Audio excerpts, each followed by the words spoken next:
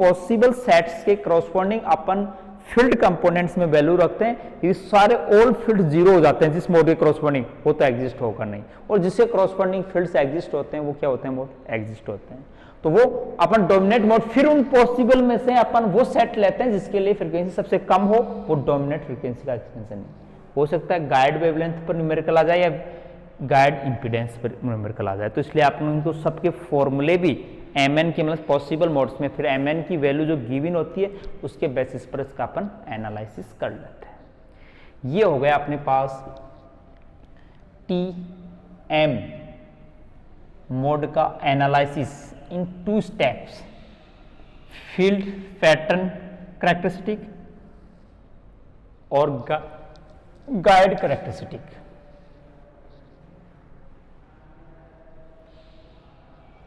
Field pattern distribution specially mode के लिए मैंने बताया था कि जो भी फील्ड कंपोनेंट्स हैं, ये 6 जो फील्ड कंपोनेंट हैं, हर किसी मोड के लिए mn की वैल्यू पर डिपेंड कर रहे हैं, और उस mn की वैल्यू पर अपन हर कंडक्टर सरफेस पर उसके 2 फील्ड कंपोनेंट एग्जिस्ट रहते हैं केवल, एक नॉर्मल एक टेंजेंशियल। इलेक्ट्रिक फील्ड का नॉर्मल कंपोनेंट हमेशा एग्जिस्ट होता है और मैग्नेटाइजेशन का हमेशा टेंजेंशियल कंपोनेंट होता है ऑन द कंडक्टर बाउंड्री। तो वहां पर उसका फील्ड से x बराबर 0 प्लेन पर हमको फील्ड डिस्ट्रीब्यूशन करना है, और mn की वैल्यू मान लो कि 1 1 है। mn मतलब आपको बताते हैं ये मोड है अपना TM11, ये जो अपना पास मान लो कि डोमिनेटेड मोड है, सबसे लोवेस्ट फ्रीक्वेंसी आ रही है। तो क्या अपने पास TM11 मोड के करस्पॉन्डिंग अपन फील्ड डिस्ट्रीब्यूशन पैटर्न निकालें ऑन द कंडक्टर वाल x बराबर 0, तो वहां पर y तो वेरीज है ना 0 से b, तो अपन ग्राफ उसमें b y के साथ उसका ग्राफ प्लॉट कर देंगे, साइनसोइडल ग्राफ आएगा, साइनसोइडल फंक्शन से सॉल्यूशन से। ऐसे अपन y बराबर 0 प्लेन पर निकालेंगे जहां x वेरीज है 0 से लेकर a तक, तो उसका अपन ग्राफ प्लॉट कर लेंगे। तो इस टाइप से अपन फील्ड डिस्ट्रीब्यूशन पैटर्न ड्रॉ कर सकते हैं किसी स्पेशली मोड के लिए जो गिवन मोड होता है। केवल अपने पास फील्ड कंपोनेंट्स की वैल्यू होनी चाहिए और बाद में mn की वैल्यू होनी चाहिए। किस प्लेन पर अपन ने, कंडक्टर प्लेन 4 ही होती है परपेंडिकुलर, तो फोर्थ वॉल्स कंपोनेंट है उनको अपन प्लेन के x प्लेन, y प्लेन या x बराबर a प्लेन, y बराबर v प्लेन को अपन डिफाइन करके उस पर फील्ड डिस्ट्रीब्यूशन पैटर्न डिनोट कर लेते हैं, ड्रॉ कर लेते हैं। सेम की सेम टास्क में एक बार और रिपीट कर रहा हूं ताकि आपको फिर एक्सपेंशन हो जाएगा। अपना सेकंड TM मोड था,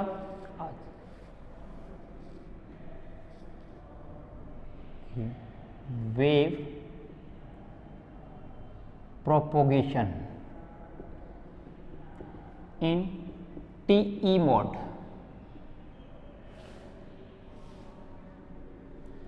at TE mode in rectangular wave guide. वही बात कर रहा हूं सेम वापिस, रेक्टेंगुलर वेव गाइड। इस रेक्टेंगुलर वेव गाइड में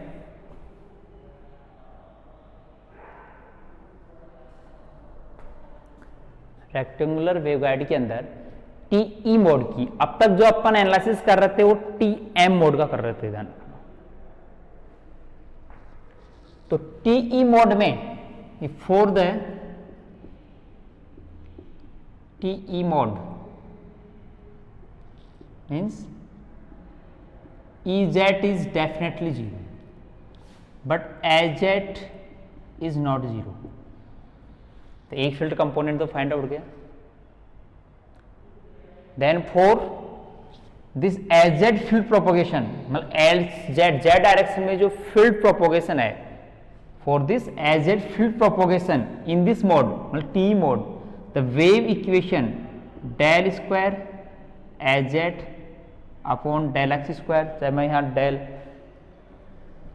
इसको अपन ऐसे लिख सकते हैं डेल स्क्वायर एजेड और गामा स्क्वायर एजेड।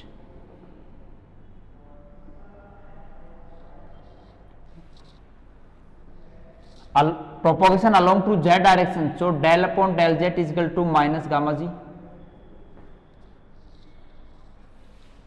या आइटा बीटा जी डायरेक्ट यदि फॉर द वेव प्रोपोगेशन लिख सकते हैं, और वेव प्रोपोगेशन में गामा जी की जगह आइटा बीटा जी आएगा, ठीक है। तो यहां एक्स वाई प्लेन में और एक्स जेड में, तीन प्लेन में कोऑर्डिनेट सिस्टम में इसको लिखें, del square A Z del X square del square H Y del Y square del square H Z del Z square equal to gamma square H Z. तो del upon del Z की जगह minus gamma, तो दो बार हो तो plus gamma G square हो जाएगा, del H Z del X square del H Z del Y square plus gamma G square H Z gamma square H Z, ठीक है। इसको अपन और रीराइट कर लें, del upon del X square del square upon del Z del Y square plus gamma G square gamma square H Z. Helmholtz equation है ये, और इन टू वेरिएबल एक्स और वाई, मतलब एक second order to variable partial differential equation है। Second order partial differential equation का solution separation of variable method से find किया जाता है।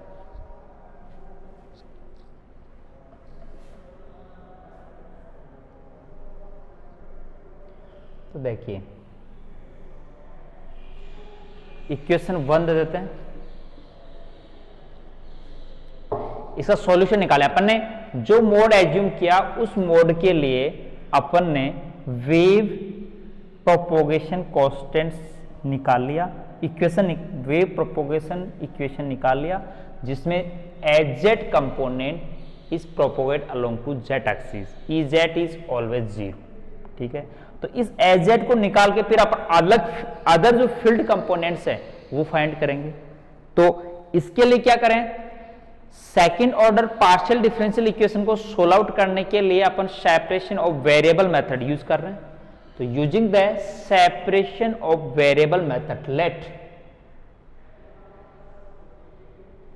यहां क्या वैल्यू है एजेड, ठीक है, consider X X Y Y component, ठीक है, और यहां एक जेड कंपोनेंट है, वो wave factoring component gamma G Z, ठीक है। तो देखिए अपन इस जो कंपेयरिंग किया अपन इक्वेशन 2 लेट की है, एजेड की वैल्यू एक्स एक्स और वाई एक्स के वेरिएबल्स के ऊपर डिपेंड कर रही है, जेड प्रोपोगेटिंग फैक्टर को अपन ने अलग से डिपेंड, जहां for the propagation gamma G is the iota beta G, तो इसलिए वो साइनसोइडल पार्ट होगा, तो इसलिए वेव फैक्टर पार्ट कहलाता है। तो देखिए x की इस इक्वेशन एज इक्वेशन 2 की वैल्यू इक्वेशन 1 में सब्स्टिट्यूट करें और फिर इक्वेशन 2 का ये कर दें डिवाइड दे दें। इक्वेशन 2 की सेपरेशन वेरिएबल मेथड की स्टेप्स फॉलो कर रहा हूं, अदरवाइज कोई न्यू टास्क नहीं है। यहां अपने पास केवल मैं इस इक्वेशन 1 का सॉल्यूशन फाइंड आउट करना चाहता हूं सेपरेशन ऑफ वेरिएबल मेथड से। तो इक्वेशन 2 से इक्वेशन 1 में वैल्यू सब्स्टिट्यूट की जा रही है और उसी का डिवाइड भी कर रहे हैं। तो फर्स्ट टर्म में देखो 1 upon X del square X upon small X square, value रख के डिवाइड भी देते हैं। सेकेंड में 1 upon Y del square Y Y square, और थर्ड टर्म में एच जेड का डिवाइड रख के वैल्यू उसी का डिवाइड हट जाएगा ये, तो gamma G square gamma square is equal to 0।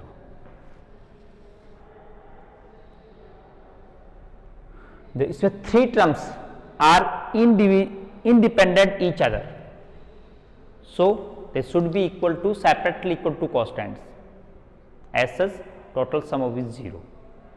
मतलब ये तीनों जो टर्म्स है इस इक्वेशन में वो इंडिपेंडेंट है, तो सेपरेटली कॉन्स्टेंट्स के इक्वल हैं, लेकिन कॉन्स्टेंट्स की वैल्यू ऐसी होनी चाहिए टोटल सम इज 0। तो लेट कि this term del upon del X square capital X small X square is equal to K X square मान लिया। सेकेंड टर्म को अपन मान लेते हैं y del square y del small y square is equal to minus K Y square. ठीक है, तो अपने पास यहां देखो इस कैपिटल X और कैपिटल Y के टर्म में दो एसएसएम इक्वेशंस अपने फाइंड कर ली। इस एसएसएम इक्वेशन का solution simply sine cosine form में होगा। तो देखिए मैं साइन कोसाइन फॉर्म में possible solution capital X is equal to A sine K X x plus B cos K Y Y, और इस सेकेंड इक्वेशन का solution capital Y is equal to C sine K Y Y D cos K Y Y. Capital X और capital Y के SHM possible solutions अपन निकाल लें। जहाँ rest equation क्या रहेगा अपने पास, तो ये दोनों अपन ऊपर वाले इक्वेशन में रख दें, तो minus K X square minus K Y square plus gamma G square gamma square is equal to 0। तो अपन चाहे इसको रेस्ट इक्वेशन पर माइनस कॉमन ले लें, तो K X square plus K Y square minus gamma G square plus gamma square is equal to 0। ये अपने पास रेस्ट इक्वेशन जो एडिटिव पहले था। तो देखिए इक्वेशन अपने कैपिटल एक्स कैपिटल वाई का इक्वेशन 1 का सॉल्यूशन इक्वेशन 2 था, तो कैपिटल एक्स और कैपिटल वाई की वैल्यू रख दें तो एच जेड की वैल्यू आ जाएगी, और जबकि रेस्ट इक्वेशन अपने पास के एक्स के वाई जेड में ये रह जाएगा।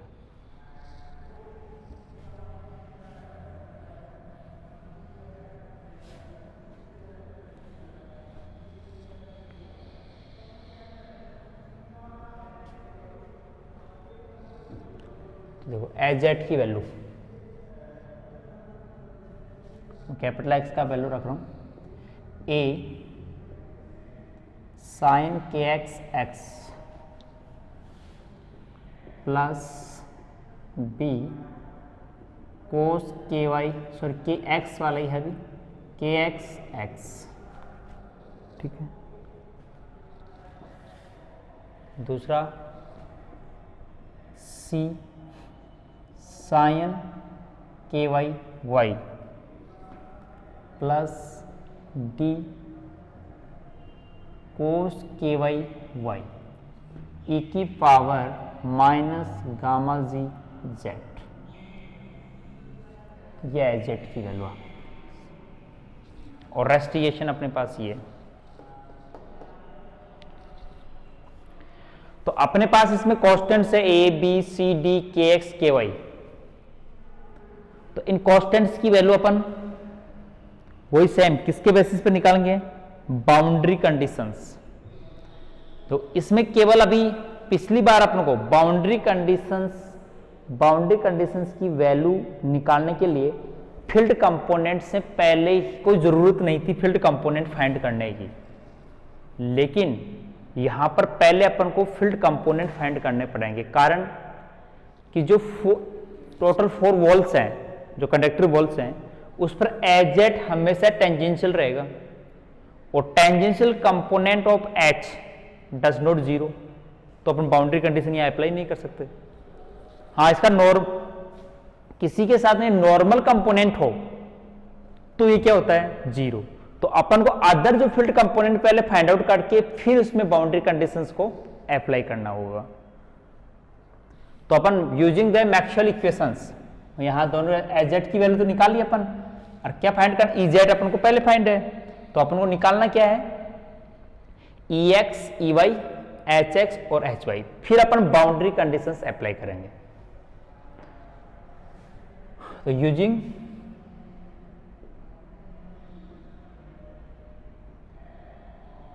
मैक्सवेल इक्वेशन, ठीक है, तो मैक्सवेल इक्वेशन के अंदर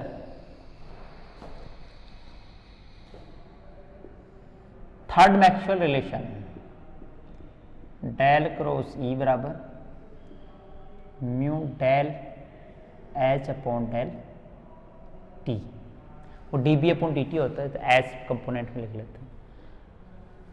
टाइम स्पेयरिंग फैक्टर जो वेव प्रोपगेशन के लिए आइटा ओमेगा, ई की power minus iota omega T, वो तो लिखते नहीं, वेव प्रोपोगेटिंग फैक्टर वेव मतलब टाइम साइनसोडियल फंक्शन है, तो इसके अकॉर्डिंग अपने पास ये हो जाएगा is equal to iota omega mu H by fourth Maxwell equation for lossless sigma is equal to 0 assume करके डेल क्रॉस एच, मतलब जे करंट डेंसिटी तो है नहीं, आगे एप्सिलॉन ई, तो आइटा ओमेगा एप्सिलॉन ई, ये दो थर्ड और फोर्थ मैक्सवेल इक्वेशन के वेव प्रोपोगेटिंग रिलेशन है for the field E and H.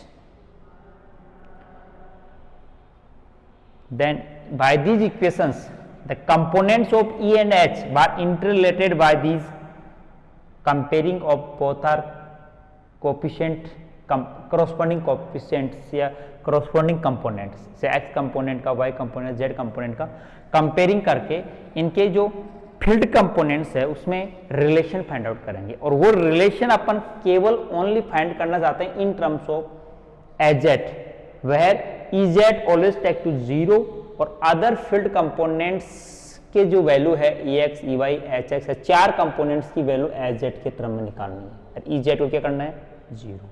ये अपना रेस्टिगेशन है, क्योंकि मोड अपना TE है। तो देखो इस इक्वेशन के द्वारा इसको अपन मैट्रिक्स फॉर्म में लिख लें, तो I cap J cap K cap, यहाँ del upon del X, del upon del Y, del upon del Z, E X E Y E Z 0 है, ई जेड 0 है, उधर minus iota omega mu, H को vector form में लिख लें, H X I cap, H Y J cap, H Z K cap.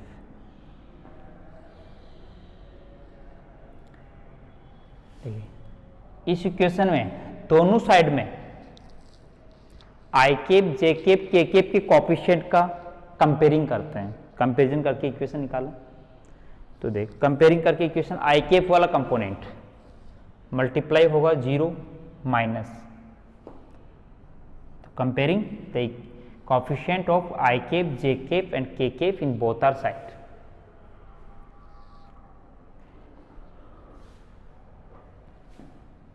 तो देखो आ लेफ्ट साइड में आ जाएगा del upon del Z E Y, वो नेगेटिव इसलिए आएगा 0 फिर माइनस, दूसरा उधर क्या है minus iota omega H X. तो यहां पर अपन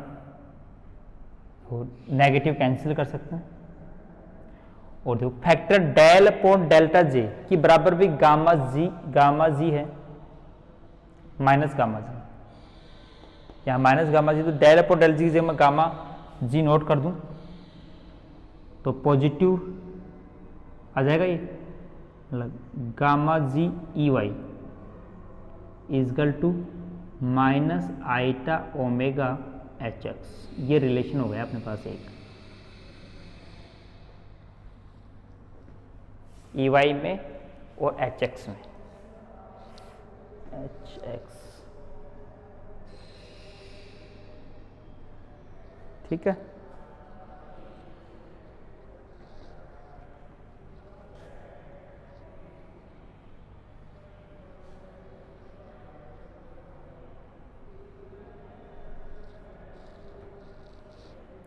दूसरा y कंपोनेंट कंपेयरिंग करें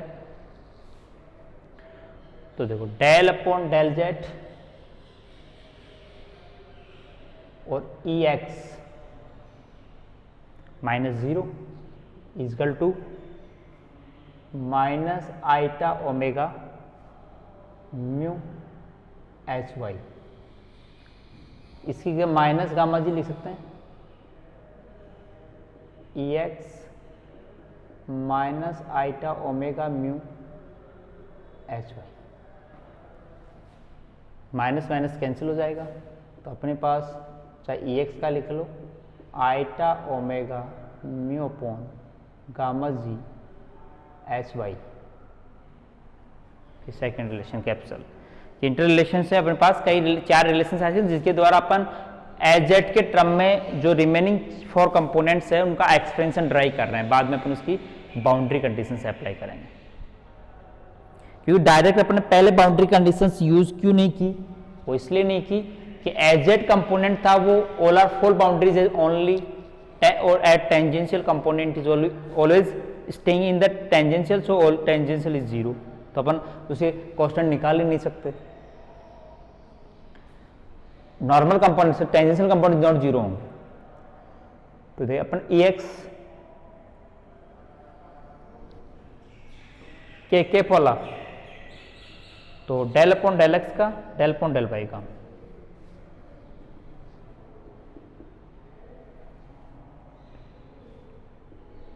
del upon del X E Y, del upon del Y E x और is equal to minus iota omega mu S Z,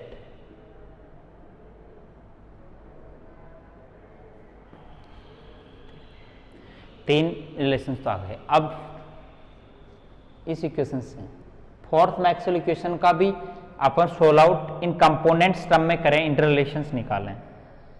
तो इनका नाम से अपन इक्वेशन में वन फर्स्ट आई, फर्स्ट ये सेकंड रिलेशन आ गया, ये थर्ड रिलेशन आ गया। अब तीन रिलेशन अपने पास सेकंड वाले जो मैक्सवेल इक्वेशन रिलेशन है या फोर्थ मैक्सवेल इक्वेशन का फॉर्म है उससे आएंगे। तो इसको भी अपन मैट्रिक्स रूप में लिख लें, आई केप, जे केप और के केप, ठीक है। एच एक्स के अपन पहले अपन differential operator del upon del X, del upon del Y, del upon del Z. H X के तीनों कंपोनेंट एग्जिस्ट होंगे इसमें, H X, H Y, H Z. दूसरी साइड में iota omega epsilon, E X I cap, E Y J cap, E Z K cap.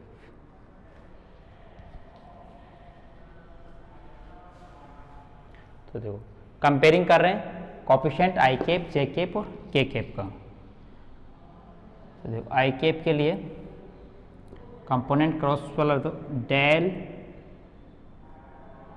Upon del Y H Z, del upon del Z H Y,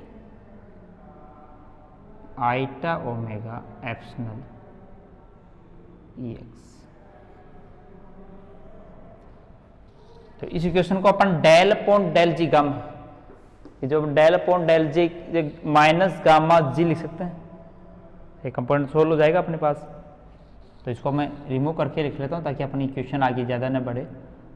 del H at del Y इधर plus gamma G H Y iota omega epsilon E X, ये relation fourth आ गया।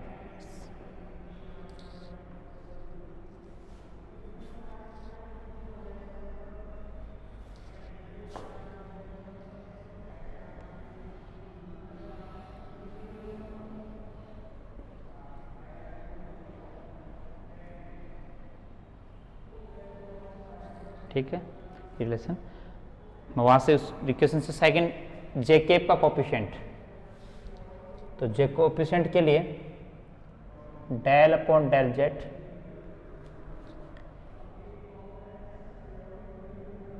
H x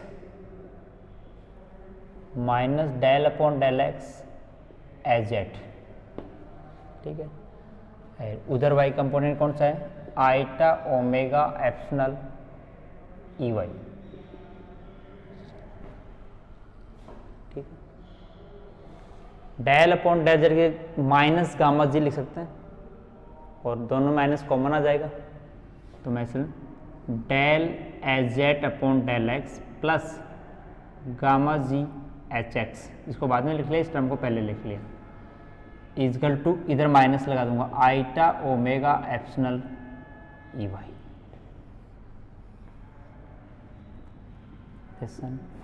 fifth हो गया। Last इसे के component का comparison करें तो देखो del upon del X H Y del upon del Y H X और is equal to iota omega epsilon E Z. ठीक है, तो सिंपल कोई फंक्शन चेंज नहीं है इसमें ई जेड जीरो है वैसे इस मोड के लिए, for this mode E Z equal to zero. तो अपने पास एक सिंपल रिलेशन आ गया, del H Y del X minus del H X del Y is equal to zero.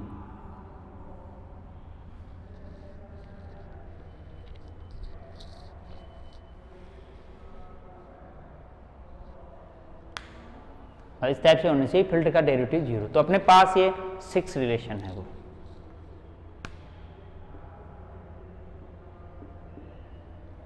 तो अपने मैक्सवेल इक्वेशन से जो 6 रिलेशंस इन कंपोनेंट रिलेशंस निकाले हैं फील्ड कंपोनेंट्स में, तो अपन इनके द्वारा केवल जो 4 कंपोनेंट्स हैं for F O U R E X E Y H X H Y को रिप्रेजेंट करना है in terms of H Z. तो देखो अपने पास या फर्स्ट और सेकंड रिलेशन, ये फर्स्ट रिलेशन है, ठीक है, और अपने पास मान लें कि ये फोर्थ रिलेशन है। इस फोर्थ रिलेशन में एच एक्स नहीं एच वाई है। इसके अलावा फिफ्थ रिलेशन में यहां जाएं कि फर्स्ट रिलेशन में से एच एक्स की वैल्यू या ई वाई की वैल्यू सब्स्टिट्यूट कर दें तो एच एक्स की टर्म बन जाए, तो एच एक्स के लिए सॉल्यूशन आ जाएगा। और एक बार एच एक्स आ गया तो ई एक्स के लिए निकाल लेंगे इस रिलेशन से। तो मतलब इस फर्स्ट की वैल्यू इस फिफ्थ में सब्स्टिट्यूट करके 2 कंपोनेंट फाइंड कर सकते हैं। ठीक है, और सिमिलरली अपन इस सेकेंड रिलेशन की वैल्यू इस फोर्थ रिलेशन में सब्स्टिट्यूट कर दे। जैसे यहां पर पहले एच वाई की वैल्यू रख दो तो ई एक्स के टर्म आ जाए, ई एक्स का एच जेड के टर्म में एक्सपेंशन आ जाएगा। फिर ई एक्स की वैल्यू इसमें सब्स्टिट्यूट करके एच वाई निकाल लेंगे तो 2 कंपोनेंट इससे आ जाएंगे, 2 वहां, 4 कंपोनेंट फाइंड आउट करने थे। तो ये 4 रिलेशंस अपन क्या करना है, इंटररिलेटेड करना है। तो मैं यहां पर पहले इधर वाले इक्वेशंस को सोल्व कर लेता हूं।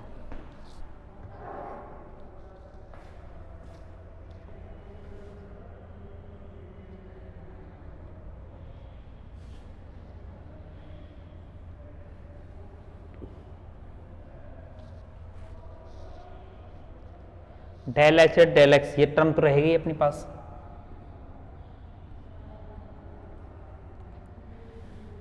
एच एक्स की वैल्यू यहाँ रखूं तो नेगेटिव आ जाएगी, या मैं H gamma G H X E Y की वैल्यू रख रहा हूं, तो देखो ई वाई की वैल्यू में माइनस आइटा ओमेगा एप्सिलॉन, यहाँ से देखो E Y minus iota omega mu, ठीक है, अपॉन गामा जी और एच एक्स।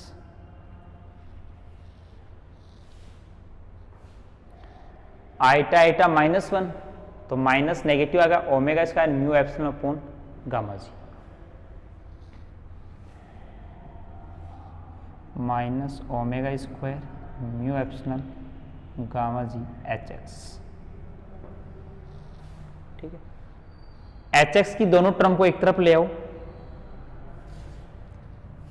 तो मैं इस रिलेशन से आगे वापस पे मैं चेंज करूंगा, तो मैं यहां पर एच एक्स की टर्म को, ये पॉजिटिव है, इधर ही पॉजिटिव हो जाएगी, ये नेगेटिव हो जाएगा, तो अपन एच एक्स कॉमन ले रहा हूं मैं, तो एच एक्स कॉमन लेने से क्या हो जाएगा, gamma G plus omega square mu epsilon upon gamma G is equal to, इस साइड में ये जाएगा minus del H Z upon del X, ठीक है। ये तो कांस्टेंट है, इसको अंदर ले तो एच एक्स की वैल्यू आ जाएगी अपने पास।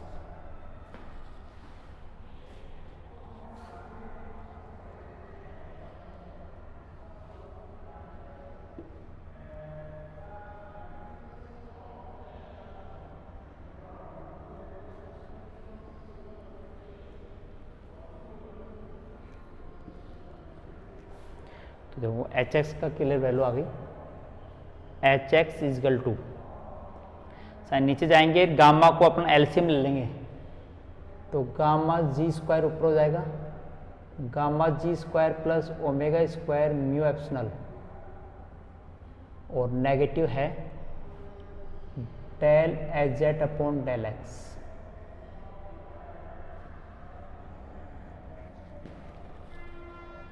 ठीक है। और अब एच एक्स की वैल्यू यहां सब्स्टिट्यूट करके ई वाई निकाल लेते हैं, तो ये रिलेशन यहां यूज होगा, मैं यहां लिख लेता हूं, E X equal to iota omega mu H Y upon gamma G, ये अपना सेकेंड रिलेशन है, ठीक है। यहां से रब कर देते हैं,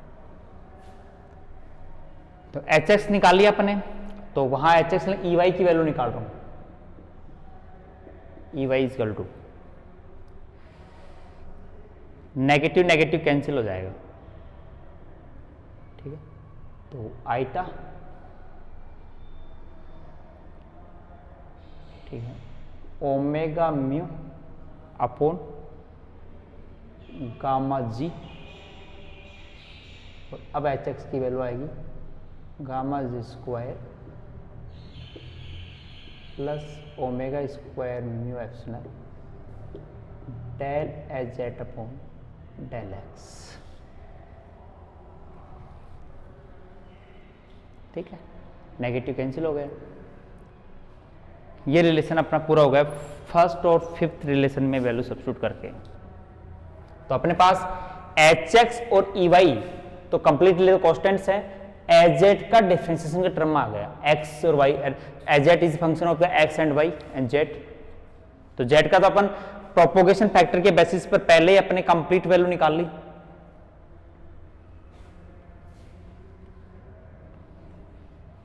अब दो कंपोनेंट और बच गए जिनका भी अपन एच जेड के टर्म में एक्सपेंशन निकालें, तो देखो अपने वाले वो नीचे वाले रिलेशन यूज करना है। वहां से ई एक्स की वैल्यू मैं यहां सब्स्टिट्यूट कर देता हूं, तो एच वाई की वैल्यू आ जाएगी। तो पहले इधर सोल्व कर लेता हूं, फिर वहां लिख लेंगे। Del H Z del Y plus gamma G H Y is equal to iota omega epsilon iota omega mu upon gamma G H Y. ठीक है, एच वाई वाला टर्म को इधर ले आते हैं, नेगेटिव हो जाएगी तो इधर पॉजिटिव हो जाएगी, एच जेड को इधर नेगेटिव ले जाते हैं, एच वाई कॉमन ले लेते हैं, एच वाई कॉमन। तो गामा जी प्लस वही omega square mu epsilon upon gamma G, और उस साइड में minus H Z upon H Y आ जाएगा। तो मतलब एच वाई इजकल टू, नीचे ले गए इसको एलसीएम लेके ले तो गामा जी तो ऊपर आ जाएगा, केवल गामा जी आएगा, स्क्वायर नहीं आएगा उसमें भी, है ना, स्क्वायर नहीं है, केवल गामा जी। नीचे एलसीएम केवल गामा जी का लेंगे तो गामा जी, और नीचे गामा जी स्क्वायर बन जाएगा plus omega square mu epsilon. ठीक है, और नेगेटिव है del H Z upon del Y, ये रिलेशन आ गया। एच वाई का भी एच जेड के टर्म में वाई डिफ्रेंसिएशन में आ गया, जो अपन वाई का फंक्शन है वैल्यू करके निकाल सकते हैं। फिर एक क्या होता, वो इक्वेशन सेकंड में एच वाई की वैल्यू रख दे ताकि ई एक्स आ जाए, तो ई X equal to iota omega, तो माइनस आइटा ओमेगा म्यू। ठीक है, गामा जी कैंसिल हो जाएगा, gamma G square omega square mu epsilon और del Z upon del Y. ये लो, पूरे 4 कंपोनेंट्स हैं वो सारे अपने डिवाइड कर लिए। मैं यहां लिख देता हूं एक साइड में, फिर इनको एच वाई कितना आया अपने पास, minus gamma G upon gamma G square omega square mu epsilon del H Z del Y, और E X equal to minus iota omega mu gamma G square omega square mu epsilon del H Z upon del Y. ये Maxwell equations को use करते हुए अपन ने सभी field component का H Z component के टर्म में वैल्यू फाइंड कर ली।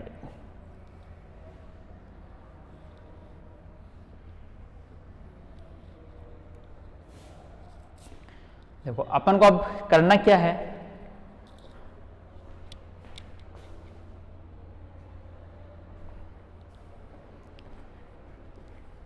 एक बार जो अपने पास आगे की टास्क होगी उसके अकॉर्डिंग, कि अपने पास ये 2 कंपोनेंट तो पहले फाइंड कर लिए थे, एच जेड कर लिया था, ई जेड 0 था, तो अब एच जेड की वैल्यू इन सब में सब्स्टिट्यूट करके चारों फील्ड्स और वैल्यू निकाल लें। तो जैसे अपन मैं यहां निकाल लेता हूं एच एक्स, ताकि अपन इसका फिर बाउंड्री कंडीशन सिमिलरली यहां ऐड करेंगे। एक वैल्यू पहले से है ई जेड 0, 2 कंपोनेंट तो हो गए। अब तीसरा देखो एच एक्स ले लेता हूं पहले, एच एक्स कॉन्स्टेंट अपने पास वही है gamma G square plus omega square mu epsilon. ठीक है, एक्स के रेस्पेक्ट में डिफरेंशिएशन है, पूरी की पूरी वैल्यू ये आएगी। तो देखो एक्स के रूप में डिफरेंशिएशन करेंगे तो साइन वाला पार्ट कोस हो जाएगा और कोस वाला पार्ट साइन हो जाएगा, साइन नेगेटिव में हो जाएगा, और मल्टीप्लेक्शन में इसमें kx आ जाएगा दोनों में बाहर, तो मैं वैल्यू ले लेता हूँ kx, फिर a cos kx दोनों का बाहर ले लिया मैंने कंप्लीट, और ये साइन वाला नेगेटिव पार्ट होगा b sine kx x, differentiation x के रेस्पेक्ट में कंप्लीट हो गया, y के रेस्पेक्ट में एडिटिव रहेगा और z वाला कंपोनेंट एडिटिव, तो ये दो टर्म तो एडिटिव आ जाएगी, c sign ky y plus d cos ky y और e की पावर गामा g z, ये आ गया hx। तो hy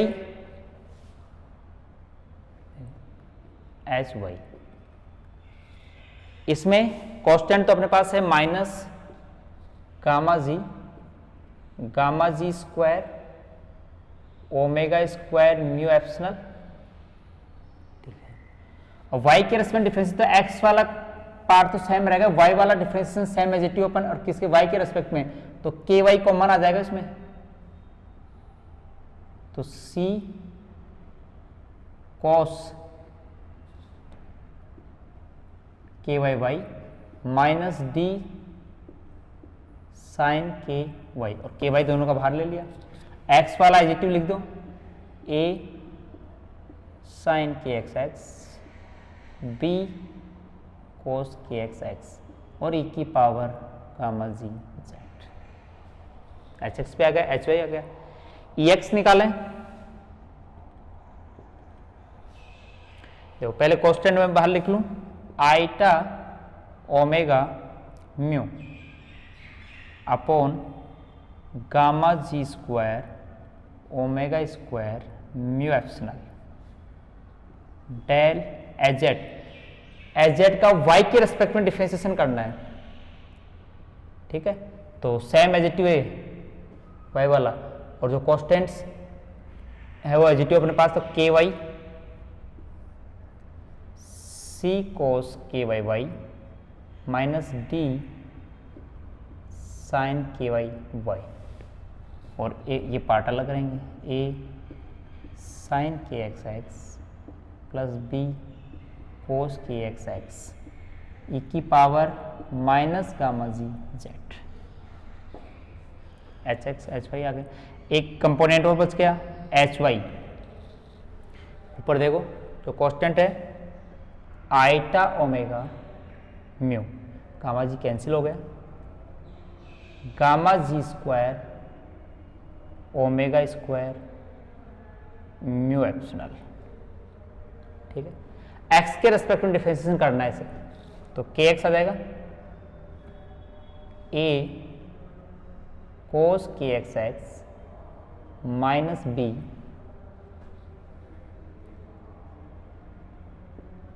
साइन kx x, ठीक, c sign ky y d cos ky y e की पावर गामा जी z। ये देखिए अपने पास 6 के 6 कंपोनेंट्स अपन ने फील्ड कंपोनेंट के लिए डिस्ट्रीब्यूशन के लिए फाइंड आउट कर लिए, बट सब में कांस्टेंट है a b c d k x और k y, ये 6 कांस्टेंट्स हैं, और अपन 4 बाउंड्री कंडीशन यूज करके इन कांस्टेंट्स की मिनिमाइज करके kx और ky की वैल्यू फाइंड आउट कर लेंगे। ध्यान दे लेना, कल में नेक्स्ट क्लास में अपने पास पहले मैंने सारे फील्ड कंपोनेंट फाइंड आउट कर लिए, यहाँ पर बाउंड्री कंडीशन पहले यूज नहीं की गई, क्योंकि केवल अपने पास ओनली फाइंड था एजेड, और एजेड all walls at tangential, but magnetizing component tangential not 0, तो अपन बाउंड्री कंडीशन को डिफाइन नहीं कर पा रहे थे। तो पहले अपन ने क्या कर लिया, एजेड के सॉल्यूशन से पहले सारे फील्ड कंपोनेंट फाइंड आउट कर लिया। अब अपन बाउंड्री कंडीशन यूज करके नॉर्मल कंपोनेंट और टेंजेंशियल, इलेक्ट्रिक फील्ड का टेंजेंशियल हर कंपोनेंट पर अपन देख लेंगे, जिस सरफेस पर बाउंड्री कंडीशन लगाएंगे वहां इलेक्ट्रिक फील्ड के टेंजेंशियल कंपोनेंट सबको 0 कर देंगे, और एज के जो नॉर्मल होंगे उनको 0 कर देंगे, तो अपन बाउंड्री रिलेशंस आ जाएंगे। तो इसलिए अपन ये जो वैल्यूज है, ये 6 कंपोनेंट्स की जो वैल्यूज है, कल मैं इसी फील्ड इक्वेशंस को यूज करके, बाउंड्री कंडीशन यूज करके फील्ड कंपोनेंट निकालेंगे, फिर वो एक कैरेक्टरिस्टिक्स फाइंड आउट करेंगे। ठीक है, आज की क्लास में इतना ही है। Okay, thanks.